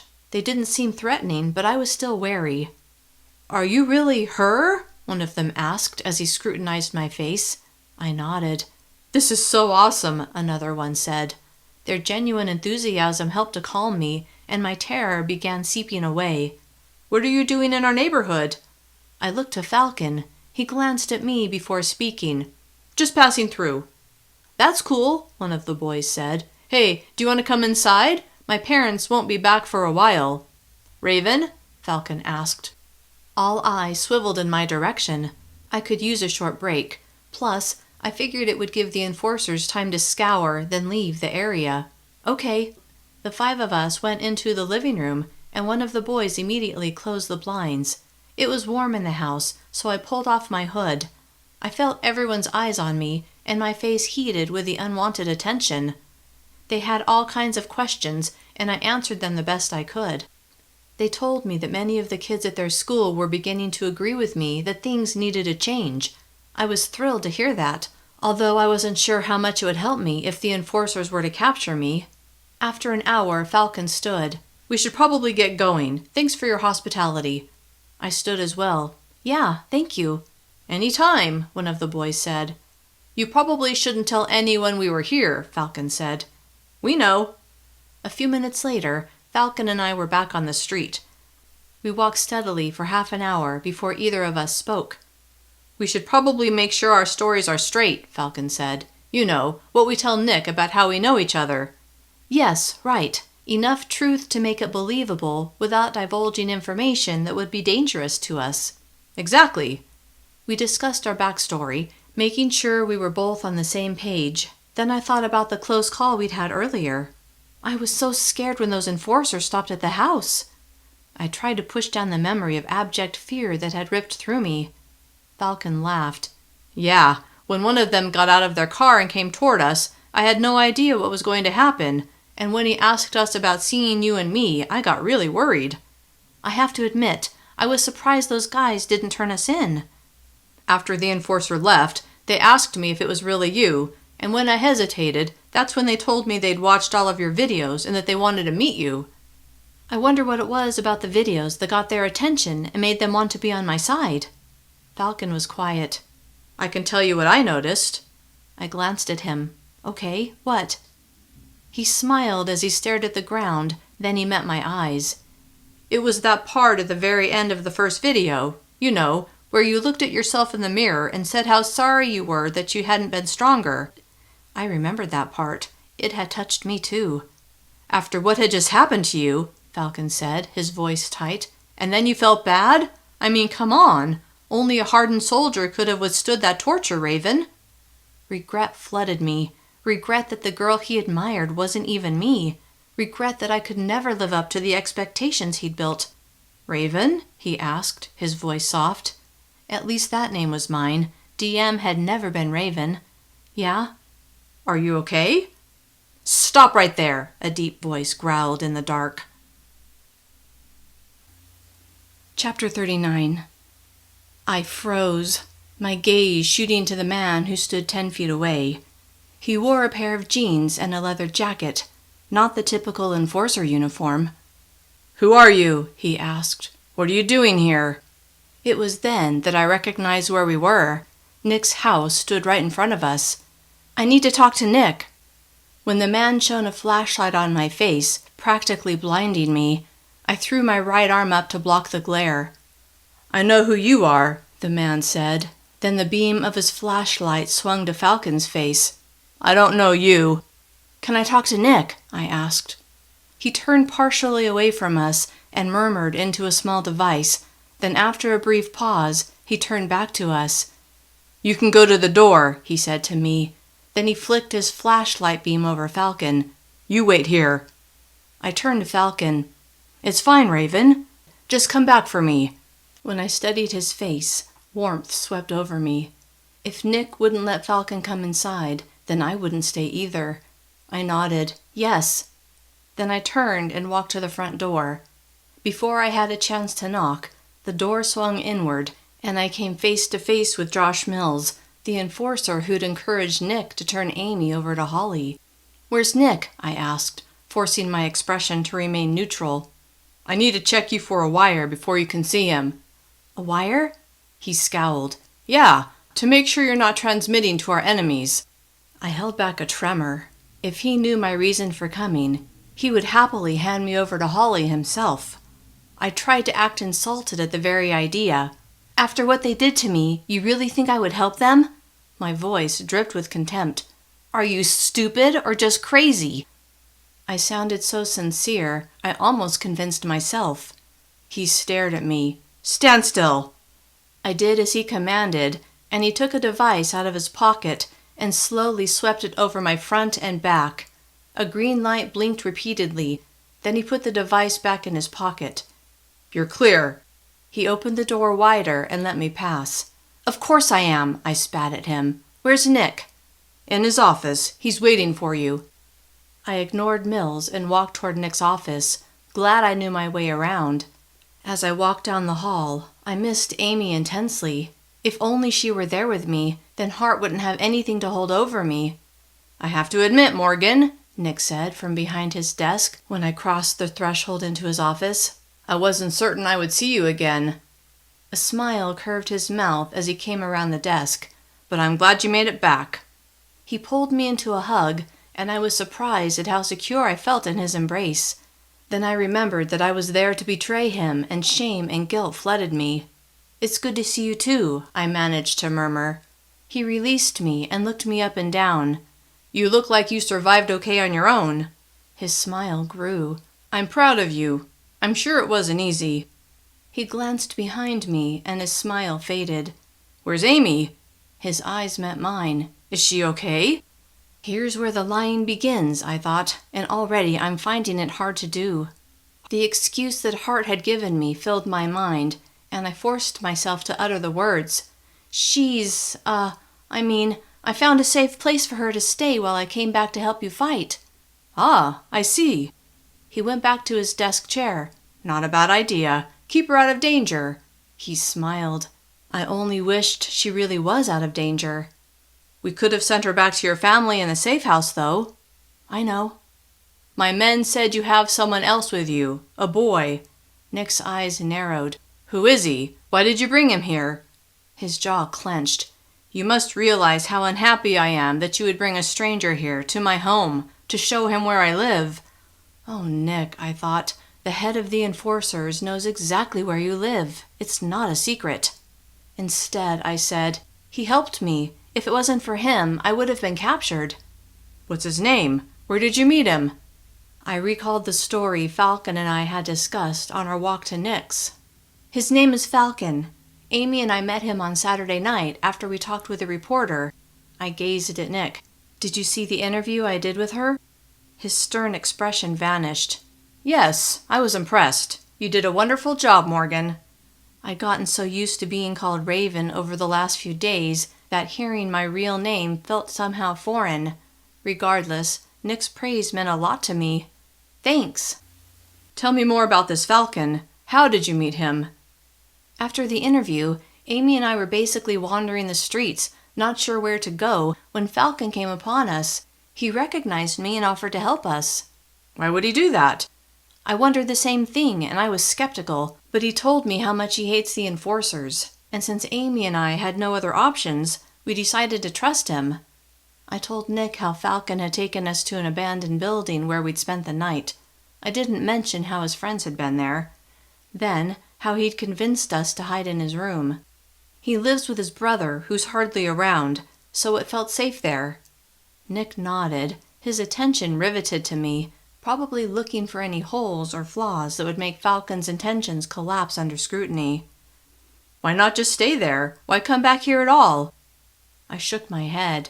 "I can't just hide for the rest of my life. That's no way to live. I don't want Amy to have to live that way either." I swallowed the guilt that thickened my throat. Amy was getting really upset, crying all the time, saying how much she wanted to go home. I had to do something. My gaze skittered away from Nick's as my lies deepened. Falcon knew someone he trusted implicitly and made arrangements for Amy to stay there. I forced my eyes to meet Nick's. "Falcon wants to fight too. He agrees with me that things need to change. I told him about you and how committed you are to this fight. He convinced me to bring him here, to help." The lying made me uncomfortable, a bad sign of things to come, and I grasped onto a truth. "Did you see the video we put out last night?" Nick nodded. "That was Falcon's idea." My face brightened. He's good with computers. I watched Nick's face and tried to prepare myself to hear his accusation that I was lying.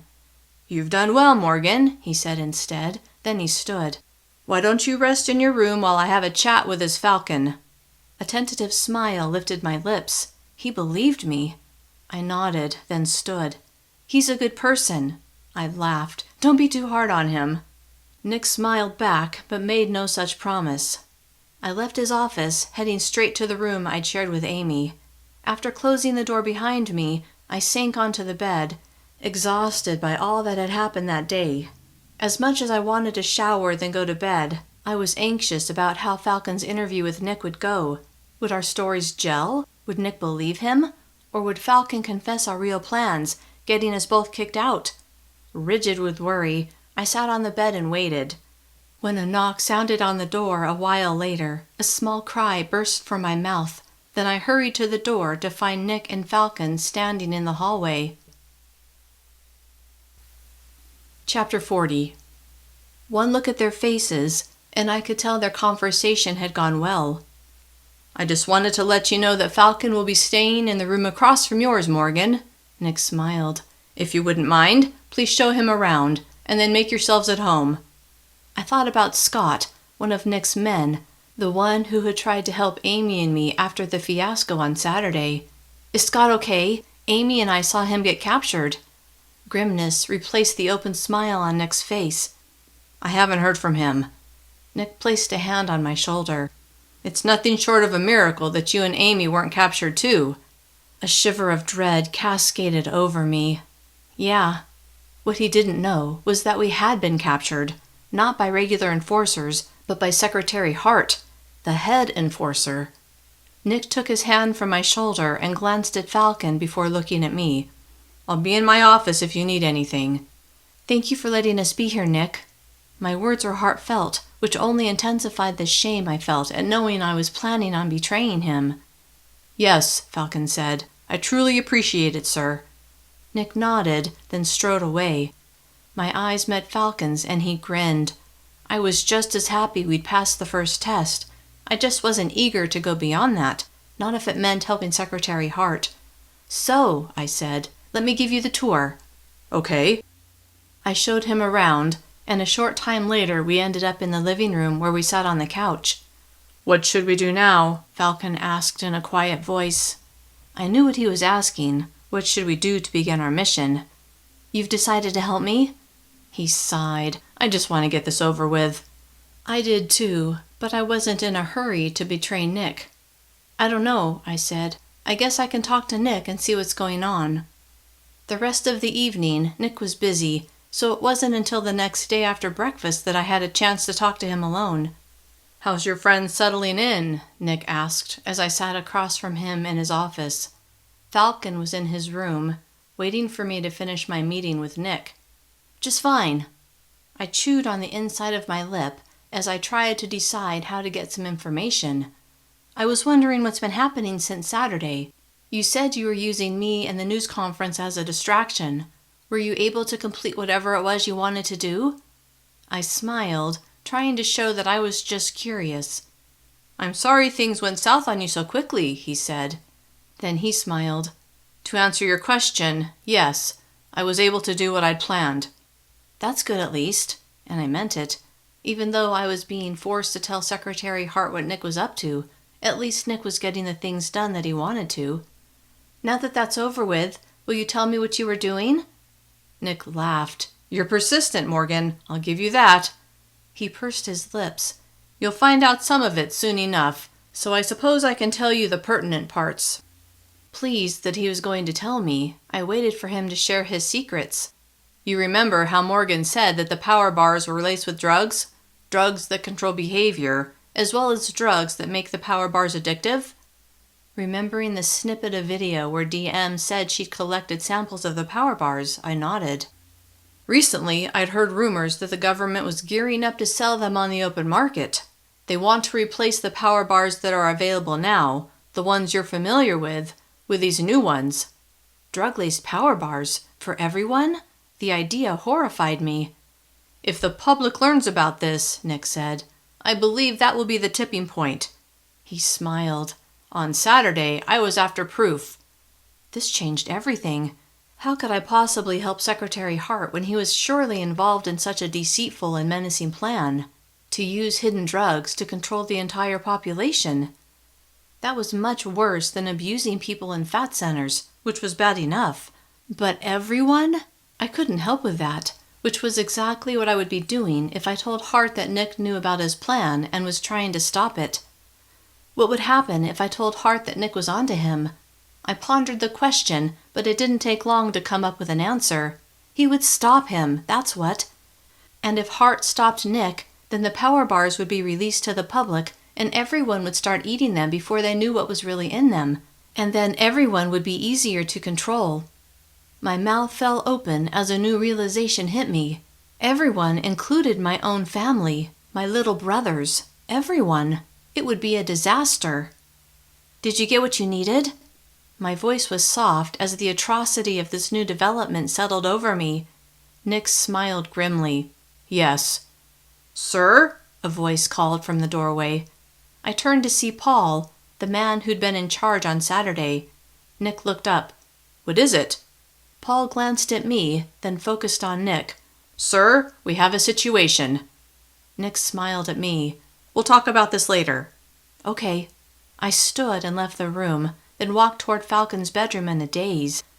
We had to help Nick. I didn't even question it as I knocked on Falcon's door. A moment later, Falcon stood before me. "Hey, Raven." His crystal blue eyes sparkled as he smiled at me. "Hey." "What did Nick have to say?" Nick's revelations came rushing back, and I gently pushed Falcon into his room and closed his door. "We need to talk." "Okay." He sat on his bed. I stood in front of him as I told him what Nick had told me. Then I sat beside him as I waited for him to process the information. "Wait," he said. "Do you think my—" His voice dropped to a whisper. "My father is involved with this?" His voice rose in pitch. Involved in drugging kids? He turned away from me as he shook his head. Then he met my eyes. I don't know if I believe that. Why is that so unbelievable? You heard him say that if I fail, he would be willing to... I swallowed, my mouth dry. To kill me. Look, I know I said I hate him.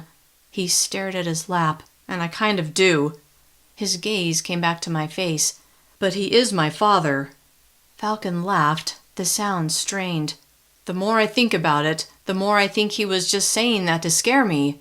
His eyebrows bunched. To scare us. Well, it worked. I bit my lip, and my voice fell to a whisper. Do you really think he was pretending? Oh, how I hoped he was, but I feared he was completely serious. The muscles in Falcon's jaw tightened.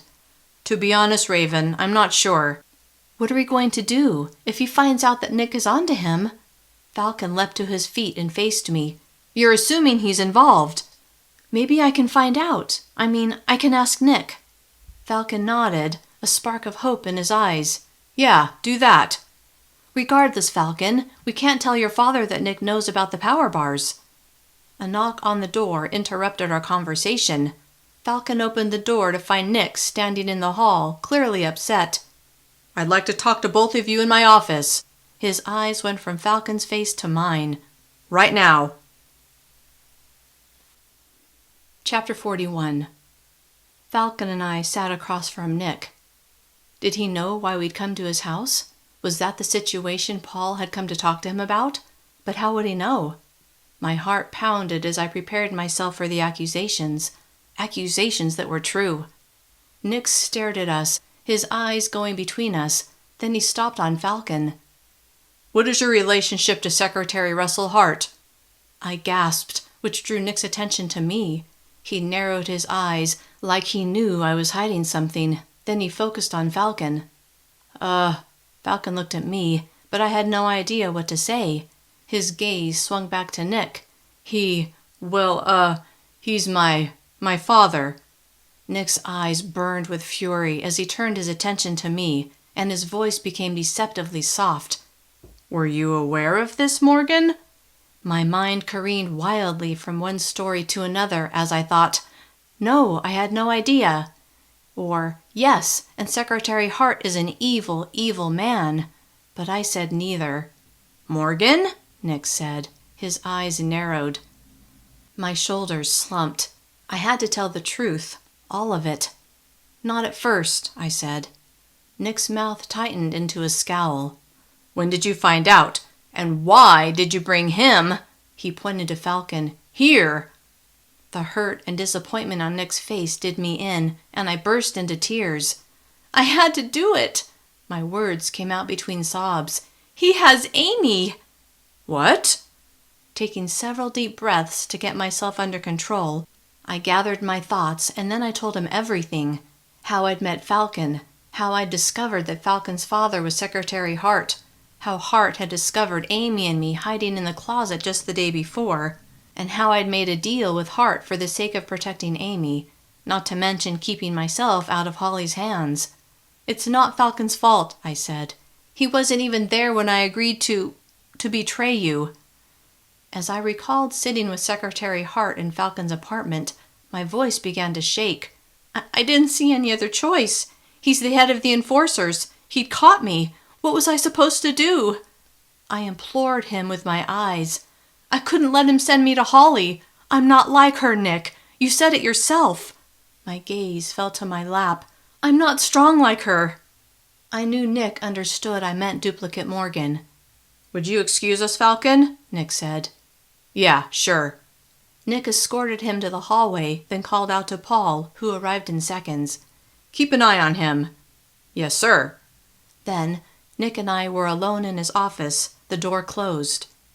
I don't know if I can express to you just how disappointed I am, Nick said. Fresh tears filled my eyes. I'm so sorry, Nick. He stared at me, and I couldn't tell what he was thinking. Desperate to convince him that I wasn't as horrible as he must think, I said, as soon as you told me about the power bars being sold to the public, I decided I wouldn't tell Secretary Hart. I can't be the reason everyone ends up eating those power bars. He held up his hand. I can't believe you even considered putting my operation in jeopardy, Morgan. Put the safety of everyone at risk. Shame burned in my gut. I stared at my lap, disgusted with my cowardice. Morgan? I lifted my head and met his gaze, my eyes wet with tears. What you agreed to is very wrong, although I do understand why you did it. You do?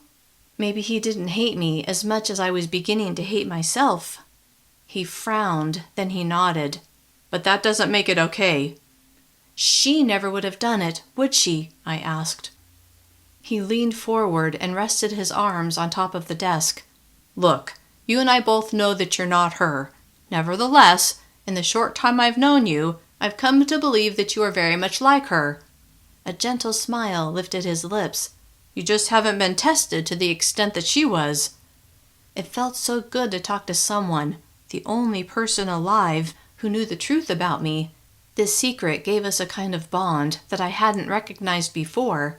How could I have thought, even for a second, that I could betray Nick?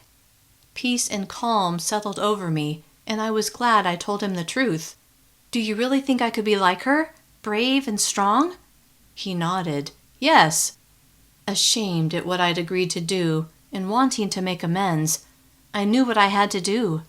Even though I'd done all within my power to avoid it, this would be the right thing to do, and I was ready to do the right thing. Nick? He watched me expectantly. I'm ready for you to turn me in now. Fear in my future made my throat ache. What are you talking about? I can't do what I promised Secretary Hart. I'm going to have to face the consequences. My mind filled with images of me writhing on the floor as Holly pressed the button on her torture device. At the prospect, my whole body went cold. Nick smiled, which made me feel even worse.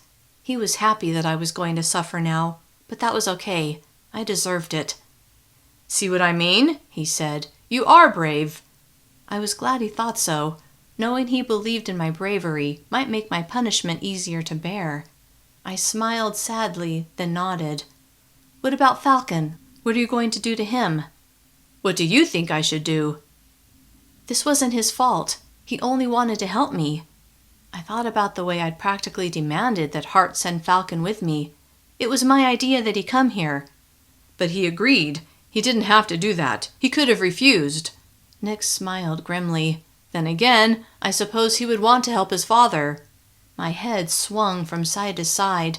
No, Falcon hates his father. How can you be sure of that? How do you know Falcon's not just playing you, pretending to hate his father so that you'll confide in him?